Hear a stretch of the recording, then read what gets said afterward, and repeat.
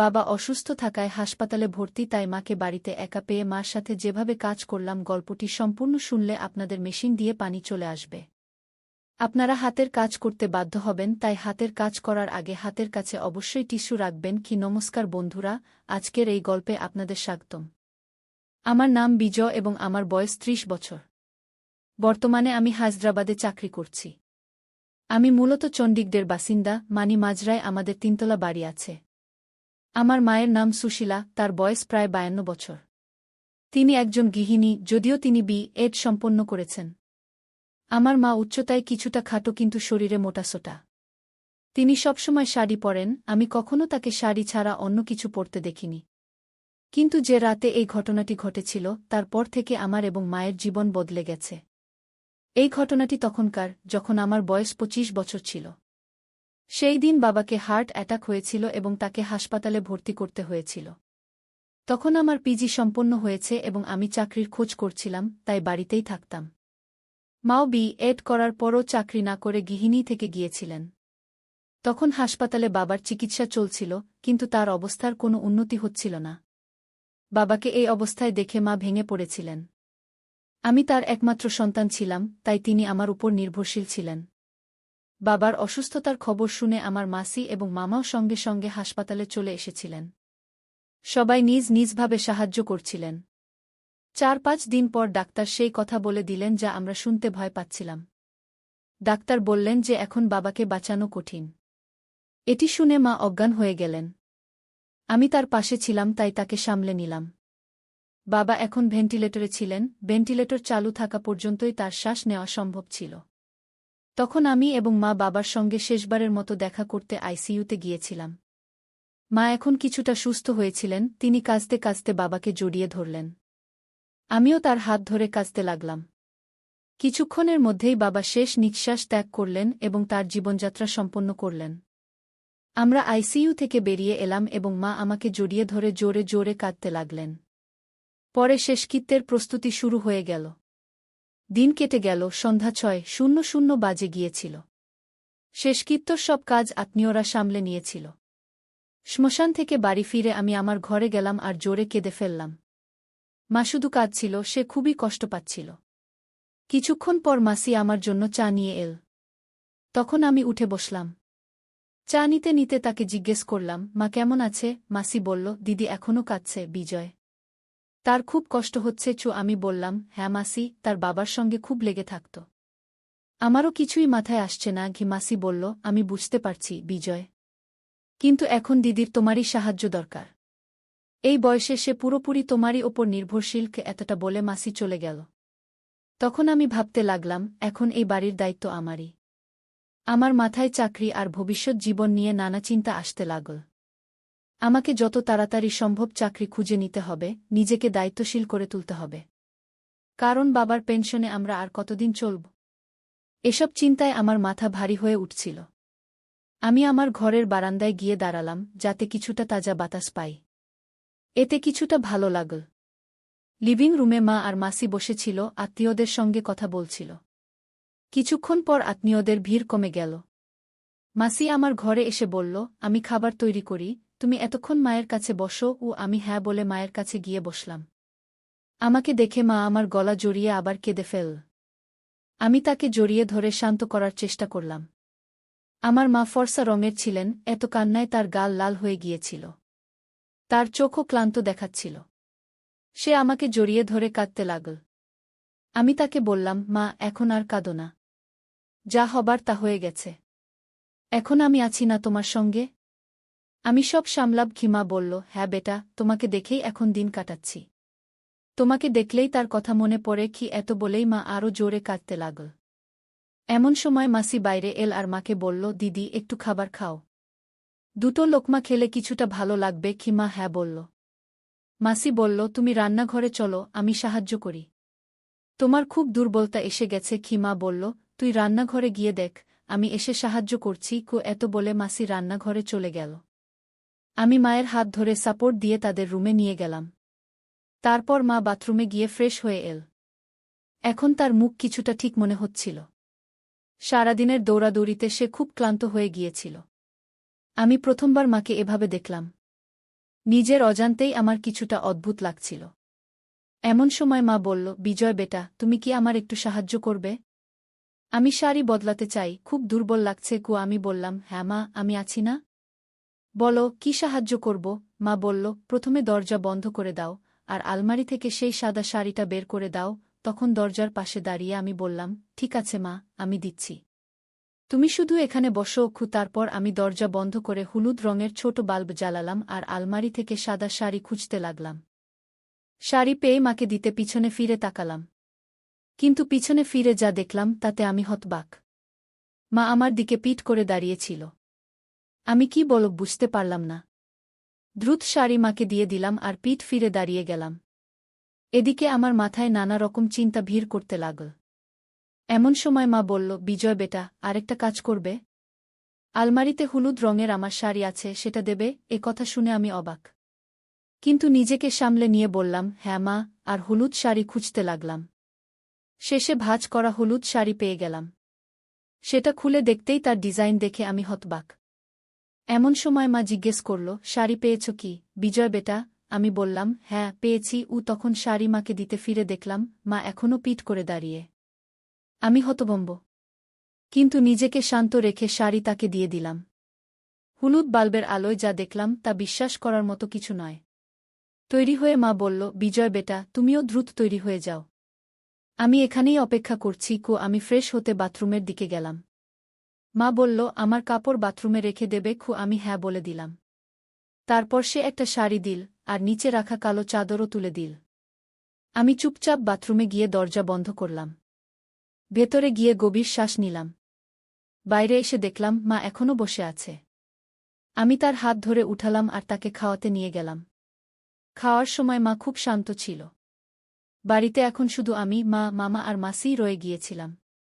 বাকি আত্মীয়রা চলে গিয়েছিল। খাওয়ার পর মাসি আমাকে জিজ্ঞেস করল, বিজয়, ঘুমানোর ব্যবস্থা কি করব? আমি বললাম, মাসি, আজ আমি মায়ের পাশে শোব। সে আগে আসলে সে ইতিমধ্যেই সমস্যায় আছে। তুমি তো সকাল সকাল উঠতে হবে, তাই তুমি আমার রুমে ঘুমিয়ে পড়ো। মাসি বলল, আমরা লিভিং রুমে ঘুমোব। মাসি বলল, ঠিক আছে, তাহলে তাই করা যাক। রাতে যদি কিছু দরকার হয় আমাকে জানিও। মাসি রান্নাঘরের কাজ সেরে আমার রুম ও লিভিং রুমে বিছানা করে চলে গেল। আমি বেডরুমে গিয়ে দেখলাম মা সেখানে নেই। আমি দরজা বন্ধ করে কাপড় বদলাতে শুরু করলাম। যেই আমি শার্ট ও জিন্স খুলে নাইট ড্রেস খুঁজতে লাগলাম, অমনি বেডরুমের লাইট জ্বলে উঠল।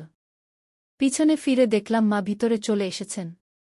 তিনি চুপচাপ লাইট জ্বালিয়েছিলেন। আমি মেজাজ হালকা করতে জিজ্ঞেস করলাম, মা, আমি নিচে ঘুমোব, তুমি আরামে ঘুমিয়ে পড়ো। মা বললেন, বিজয়, আমার মনে হচ্ছে না আজ ঘুম আসবে। তুমি এখানেই আমার পাশে ঘুমাও। তারপর আমি ফ্যান চালিয়ে দেখলাম বেডরুমে শুধু একটি কম্বল আছে। আমি বললাম, মা, আমি আমার রুম থেকে কম্বল নিয়ে আসি।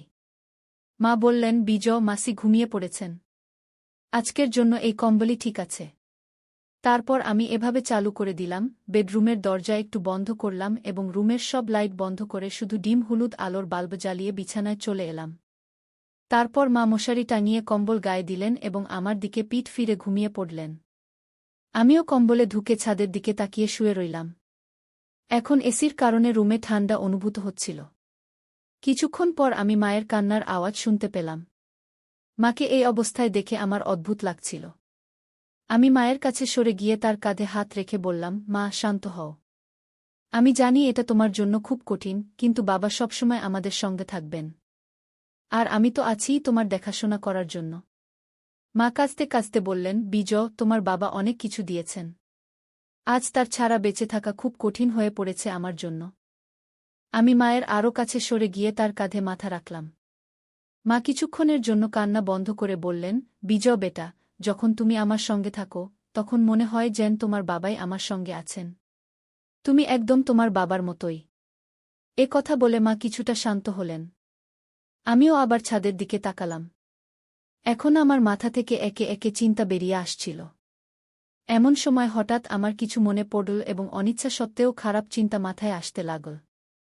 এসব আমার মাথায় ঘুরপাক খাচ্ছিল। এমন সময় মা জিজ্ঞেস করলেন, বিজয় বেটা, তোমার ঘুম আসছে? আমি বললাম, না মা, কেন? কি হয়েছে? মা বললেন, কিছু না রে, আমার ঘুম আসছে না। একটু ভয়ও লাগছে এবং একটু ঠান্ডাও লাগছে। একটা কাজ করবে আমার জন্য? আমি বললাম, ঘাবড়াবে না মা, আমি আছি। বলো কি চাই? মা বললেন, একটু আমার কাছে সরে এসে ঘুমাবে? আমি বললাম, হ্যাঁ চলো। এবং মায়ের কাছে সরে গেলাম। মা আমার হাত ধরে তার উপর টেনে নিলেন। কিছুক্ষণ পর আমি মাকে বললাম, মা, তোমার মনে আছে যখন আমি ছোট ছিলাম তখন পা ছড়িয়ে ঘুমানোর অভ্যাস ছিল? তুমি কতবার আমার এই অভ্যাস ছাড়ানোর চেষ্টা করেছ, কিন্তু আমি মানিনি। মা হেসে বললেন, তুমি আমার কথা কখনো শুনতে না, কিন্তু বাবা বললে মানতে। আর কয়েকদিন পর আবার সেই অভ্যাস। আমিও আবার আমার ছোটবেলার কথা বলে তাকে খুশি করার চেষ্টা করলাম, যাতে তার দুঃখ কিছুটা লাঘব হয়। আমরা দুজন কথা বলছিলাম, এমন সময় হঠাৎ মা বললেন, বিজয় বেটা, তোমার পা ছড়িয়ে ঘুমানোর অভ্যাস ছেড়ে গেছে নাকি এখনো আছে? আমি বললাম, পুরোপুরি ছেড়ে যায়নি, এখনো একটু আধটু আছে। মা বললেন, আমি জানতাম। কিছু না, আমার কাছে তুমি এখনো আমার বাচ্চা। যদি ভালো লাগে তুমি সেভাবেই ঘুমাতে পারো। এ কথা বলে মা আমার মাথায় হাত বুলালেন। এ কথা শুনে আমি মনে মনে খুশি হলাম এবং ভাবতে লাগলাম, এসব কি হচ্ছে? কিছুক্ষণ শান্তিতে কাটল এবং আমি মনকে প্রস্তুত করে অ্যাডজাস্ট করতে লাগলাম। ভাবতে ভাবতে অনেক সময় কেটে গেল, কারণ পরে যা ঘটল তা আমি স্বপ্নেও কল্পনা করিনি। ঘটনাটা এমন যে আমি ঘুমানোর প্রস্তুতি নিচ্ছিলাম এবং মাও তখন আমার দিকে ঘুরলেন দেখার জন্য আমি কি করছি। আমি মাকে জিজ্ঞেস করলাম, মা, কি হয়েছে? কি করতে হবে? মা বললেন, বিজয়, তুমি যা ইচ্ছা করো আমি মেনে নেব। শেষ পর্যন্ত তুমি আমার সন্তান। এ কথা বলে মা আমার মাথায় হাত বুলানো শুরু করলেন। আমি একটু বাইরে এসে জিজ্ঞেস করলাম, কি হয়েছে মা? তুমি ঠিক আছো? ভালো লাগছে তোমাকে? মা আমার চুল জোরে ধরে বললেন, তোমার বাবাও এমনই বলতেন। এ কথা শুনে আমারও জোশ চলে এল। এখন আর বেশি দেরি করা আমার পক্ষেও কঠিন হচ্ছিল। আমি মাকে বললাম, মা, এখন আরও কঠিন হয়ে যাচ্ছে। মা বললেন, হ্যাঁ রে, আমি জানি। আমিও কতক্ষণ থেকে অপেক্ষা করছি। চলো, এখন বেশি সময় নষ্ট করো না। এমন সময় মা ধীরে ধীরে আমার কানে বললেন, দেখো, তুমি তোমার বাবার মতোই। আমি হেসে বললাম, সত্যি? আমি মাকে বললাম, মা, সত্যি কি তাও? আমি জানতাম না তুমি এতে খুশি হবে। এটি শুনে মা বললেন, দেখো, এসব তোমার বাবার স্মৃতিতে হবে। আমি সবসময় তোমার বাবাকে তোমার মধ্যে দেখেছি, কিন্তু আমারও ধারণা ছিল না যে আজ এমন কঠিন সময়ে আমরা কথা বলব। আর সত্যিই আমি ভাগ্যবান যে তোমার মতো সন্তান পেয়েছি। আমি চিন্তা করছিলাম, এরপর এখন আমার দেখভাল কে করবে কি, এমন কথা বলতে বলতে মায়ের চোখ ভরে এল। আমি তাকে আবার সান্ত্বনা দিয়ে বললাম, মা, দেখো, এ শুধু তোমার দুঃখ নয়। এখন তোমার আর চিন্তা করার দরকার নেই। আমি তোমাকে কখনো একা ছাড়ব না। গিয়ে এবার মা আমার কাঁধে মাথা রেখে কাঁদতে লাগলেন। আমি তার অশ্রু মুছে দিয়ে বললাম, মা, আমি জানি বাবা আমাদের কখনো কোনো কিছুর অভাব হতে দেননি। কিন্তু যদি কখনো তোমার কিছু দরকার হয় তাহলে কোনো দ্বিধা না করে আমাকে বলবে। এখন আমাদের দুজনের মধ্যে কোনো কিছু লুকানোর কোনো কারণ নেই। এটি শুনে মা বললেন, তুমি যখন আমার সাথে থাকো তখন আমাকে আগের মতোই ডাকো। তোমার মুখে আমার নাম শুনতে ভালো লাগে। আমি বললাম, হ্যাঁ মা, আমার প্রিয় মা। আমরা দুজন এখন উঠে বসে গেলাম। মায়ের মুখে এক অন্যরকম উজ্জ্বলতা ফুটে উঠল, যেন তিনি একটি বড় চাপ থেকে মুক্তি পেয়েছেন। মুখ দেখে মনে হচ্ছিল তিনি খুব খুশি। তখন সকালের 1:00টা বেজে গিয়েছিল। মা উঠে ব্রাশ করতে লাগলেন। আমি ঘুমানোর প্রস্তুতি নিচ্ছিলাম, তখনই মা বললেন, তোমার সাথে ঘুমাতে ভালো লাগে? আমি হেসে বললাম, আমাকেও। তখন আমরা দুজন আবার একই কম্বলে জড়িয়ে গেলাম এবং আলো নিভিয়ে দিলাম। কখন ঘুমিয়ে পড়লাম তা টেরই পাইনি। সকালে যখন জেগে উঠলাম তখন 1:00 বাজে গেছে। আমি ঘরে একা ছিলাম। আমি কাপড় পরে ব্রাশ করে বেডরুম থেকে বেরিয়ে এলাম। মা, মাসি এবং বাকি অতিথিরা চা পান করছিলেন। আমাকে দেখে মা বললেন, বিজয়, উঠে এসো, চা নাও। আমি হ্যাঁ বলে মায়ের কাছ থেকে চা নিলাম। ঠিক তখনই দরজার ঘণ্টা বাজল। মাসি গিয়ে দরজা খুললেন। সেখানে আমার দাদি, অর্থাৎ বাবার মা দাঁড়িয়েছিলেন। আমার দাদি জাপানে চাচার কাছে থাকতেন। দাদা চলে যাওয়ার পর চাচা তাকে নিজের সাথে নিয়ে গিয়েছিলেন। বাবা হঠাৎ মারা যাওয়ায় তিনি তাড়াতাড়ি আসতে পারেননি। দাদি বাড়িতে ঢুকেই জোরে জোরে কাঁদতে শুরু করলেন। মাও তাকে জড়িয়ে ধরে কাঁদতে লাগলেন। আমার দাদির নাম ছিল সাবিতা। আমি তাকে ছোটবেলায় দেখেছিলাম। দাদা চলে যাওয়ার পর চাচা তাকে তাড়াতাড়ি নিজের সাথে নিয়ে গিয়েছিলেন। আমি অনেক বছর পর দাদিকে দেখছিলাম। দাদি অনেক বদলে গিয়েছিলেন। তার জীবনযাপন, কথা বলার ভঙ্গি সবই জাপানের মতো হয়ে গিয়েছিল। আমাকে দেখে দাদি স্নেহে আমার মুখে হাত বুলালেন এবং আমাকে জড়িয়ে ধরে কাঁদতে লাগলেন। আমি দাদিকে সান্ত্বনা দিচ্ছিলাম। পরের 1-5 থেকে 2-0 দিন শুধুই ব্যস্ততায় কেটে গেল। এখন দাদি চলে এসেছিলেন, তাই আমার এবং মায়ের জন্য বেশি সময় পাওয়া যাচ্ছিল না। রাতেও দাদি মায়ের সাথে ঘুমাতেন, তাই আমাদের একসাথে থাকার সুযোগ হচ্ছিল না। আমরা কথা বলতাম, কিন্তু চুপি চুপি, তাতেও এক অন্যরকম মজা ছিল। যখন সময় পেতাম তখন কথা বলতাম, কিন্তু এমন সুযোগ খুব কমই পেতাম। এখন বাবা চলে যাওয়ার 1 মাস হয়ে গিয়েছিল। দাদি তখনও বাড়িতেই ছিলেন। আত্মীয়স্বজনদের দেখা করতে আসাও কমে গিয়েছিল। মাসিও 1-2 দিনের মধ্যে নিজের বাড়ি চলে যাবেন। বাড়ির সব কাজ ধীরে ধীরে স্বাভাবিক হয়ে আসছিল। মাঝে মাঝে কোনো আত্মীয়ের ফোন আসত বা কেউ দেখা করতে আসত, আর তখন পুরনো স্মৃতি তাজা করে কান্না শুরু হয়ে যেত। একদিন দাদি বললেন, বিজয় বেটা, তোমার সাথে কিছু কথা বলতে হবে। আমি বললাম, বলো দাদি। দাদি বললেন, আজ তোমার বাবা চলে যাওয়ার 1 মাস হয়ে গেল। তোমার মা এখনও সেই শোক থেকে বেরোতে পারেননি। তাই আমি বলছি, তুমি মাকে মামার বাড়ি শিবপুরে নিয়ে যাও। সেখানে কয়েকদিন থাকলে সুশীলার কিছুটা স্বস্তি হবে। সুশীলা আমার মায়ের নাম। আমি বললাম, হ্যাঁ দাদি, আপনি ঠিক বলেছেন। আমি মায়ের সাথে কথা বলব। দাদির কথা আমার কাছে ঠিক মনে হল। মা এবং আমারও এতদিন পর একসাথে সময় কাটানোর সুযোগ মিলত। তাই আমি তাড়াতাড়ি প্রস্তুত হলাম এবং মায়ের সাথে এই কথা বললাম। মাকেও এই কথা ঠিক মনে হল। তারপর আমি মামাকে ফোন করে আমাদের আসার পরিকল্পনা জানালাম। মামা এবং মামি দুজনেই উৎসাহিত হয়ে প্রস্তুত হলেন। পরের দিন আমাদের বের হতে হবে, তাই আমি এবং মা প্যাকিং শুরু করলাম। কিছু প্রয়োজনীয় কাপড় নিয়ে আমরা ব্যাগ প্রস্তুত করলাম। পরিকল্পনা ছিল যে আমি এবং মা ফ্লাইটে ভুবনেশ্বর যাব। সেখান থেকে মামা নিজের গাড়ি নিয়ে আসবেন এবং আমরা শিবপুর মামার গাড়িতে যাব। মনসুন শুরু হয়ে গিয়েছিল, তাই আমরা তাড়াতাড়ি বের হওয়ার সিদ্ধান্ত নিলাম। পরিকল্পনা অনুযায়ী আমরা চণ্ডীগড় থেকে ভুবনেশ্বরের ফ্লাইট ধরার জন্য প্রস্তুত হলাম। ফ্লাইটে বসেই মা আমার কাঁধ ধরে ঘুমিয়ে পড়লেন। কিন্তু আমি নিজেকে সংযত রাখলাম। চণ্ডীগড় থেকে ভুবনেশ্বরের ফ্লাইট প্রায় 2 ঘণ্টার। তাই আমরা দুপুর 1টায় ভুবনেশ্বর পৌঁছে গেলাম। আমরা ভুবনেশ্বর এয়ারপোর্টে নামতেই সেখানে তীব্র বৃষ্টি শুরু হয়ে গেল। এয়ারপোর্টে পৌঁছে আমি মামাকে ফোন করলাম, মামা, আপনি কোথায়? আমরা ভুবনেশ্বর এয়ারপোর্টে পৌঁছে গেছি, কিন্তু মামা তখনও ভুবনেশ্বর পৌঁছাননি। আমি এয়ারপোর্টে মোবাইল বন্ধ করতেই জানতে পারলাম যে ভুবনেশ্বরের উপকূলীয় অঞ্চলে ঘূর্ণিঝড় এসেছিল। তাই তীব্র বৃষ্টি হচ্ছিল এবং ভুবনেশ্বরের সব রাস্তা বন্ধ হয়ে গিয়েছিল। আমি মায়ের সাথে এই সব কথা শেয়ার করলাম এবং আমরা সিদ্ধান্ত নিলাম যে ঘূর্ণিঝড় এবং বৃষ্টি থামা পর্যন্ত আমরা ভুবনেশ্বরেই থাকব। আমি মামা এবং দাদিকেও এই খবর দিলাম। সবাই এই পরিস্থিতিতে অসহায় ছিল, তাই কারও কোনো অসুবিধা হল না। তারপর আমি এয়ারপোর্টের কাছেই একটি ভালো 5 স্টার হোটেলে রুম বুক করলাম। সেখানে অন্য কোনো রুম পাওয়া না যাওয়ায় আমাদের 5 স্টার হোটেলের একটি ব্যালকনিযুক্ত রুমই বুক করতে হল। এই পরিস্থিতিতে আমরা দুজনেই খুশি ছিলাম, কারণ আমরা যতটা সময় চেয়েছিলাম ততটা সময় পেয়ে গিয়েছিলাম। এবং নিশ্চিতভাবেই কেউ জানত না। আমরা দুজনেই তখন যে কোনো ক্যাব পেয়ে গেলাম, তা বুক করে হোটেলে পৌঁছে গেলাম। সেখানে চেক ইন কাউন্টারে আমরা দুজনেই চেক ইন করছিলাম। আমি আমার নামে রুম বুক করেছিলাম, তাই আমি আমার ডকুমেন্ট দিলাম। ঠিক তখনই রিসেপশনিস্ট বলল, স্যার, আমাদের ম্যাডামেরও ডেটা চাই সিস্টেমে যোগ করার জন্য। আমি হ্যাঁ বলে মায়ের ডেটা দেওয়ার কথা ভাবছিলাম, তখনই মা এগিয়ে এসে নিজেই বলতে শুরু করলেন। মা বললেন, হ্যাঁ মিস সুশীলা পাটকর। মায়ের এই উত্তর শুনে আমি হতবাক হয়ে গেলাম। রিসেপশনিস্ট অপশন এবং রিলেশনশিপ জিজ্ঞাসা করলে মা বললেন, মিসেস এখন আমি। মায়ের মা বড় চোখে তাকালেন, আমাকে হালকাভাবে দেখে হাসলেন। আমি সব বুঝে গেলাম এবং আমরা দুজনই রুমে চলে গেলাম।